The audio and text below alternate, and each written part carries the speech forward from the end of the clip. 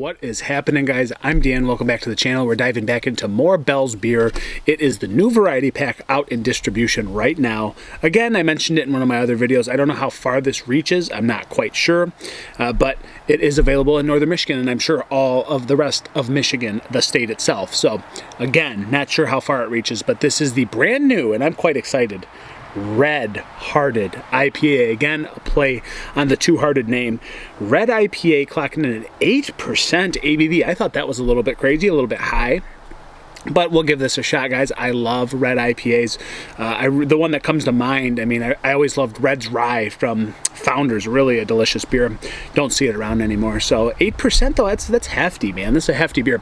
Again, a play on Two Hearted, the name. So 8% like we stated, and best by blah blah blah February 9th. So when was this can? Probably a 6-month shelf life. So we'll say it was October, November, December, January, February. They only put 4 months. So I don't know when this was canned. Maybe they only gave it 4 months, but if so, it was several months back when they canned this beer. But that's okay. We hope it's still fresh. I hope. It's November 2nd, time of recording.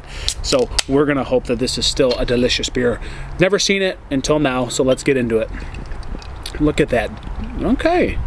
Kind of that toasty caramel look to it, a little amber hue. Filling up very nicely in the glass, and that's pretty dark and heavy. But again, it looks heavy, man. It looks syrupy in the glass.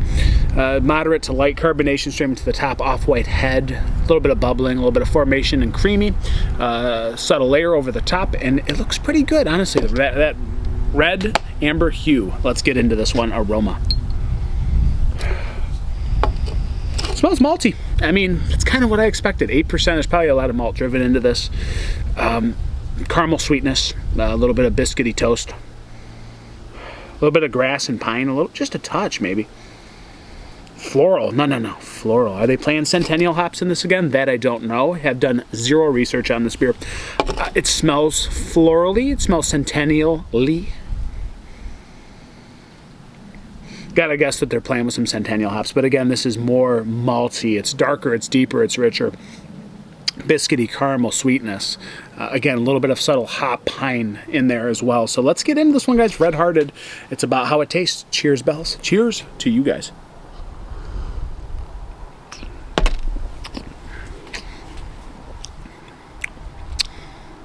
Remarkably dry. That's very impressive. How dry this beer is for being 8% with that caramely, malty sweetness is very, very impressive. Very dry back end, slight hoppy character with a little bit of bitterness. That floral kiss, that floral Centennial push. It's got to be some Centennial hops. Super dry on the back end, borderline roasty. It's unbelievably dry for what I thought this beer would be. I'm not upset. I love dry beers. It's still hoppy and it's still an IPA. Remember, we're still working with an IPA, giving you this hop punch on the back end. Very smooth. Again, there's some floral sweetness, some fresh cut flowers, a little bit of grass, a little bit of pine, a little bit of pine trees. Remarkably smooth, remarkably dry. Those are the two things I have to just hit home with you guys. Smooth and dry. 8%, it doesn't feel that heavy. Like, you can feel it a little bit, but in terms of today's standards, pretty smooth, right? And not as malty as maybe seen on the nose or sensed on the nose. And it finishes with a nice hoppy punch without being too overwhelming. So am I upset here? I don't think so. I think this is a pretty darn good beer. I mean, again, floral Centennial kind of vibe here. It has to be, I would guess, with my, not pro, but schmuck.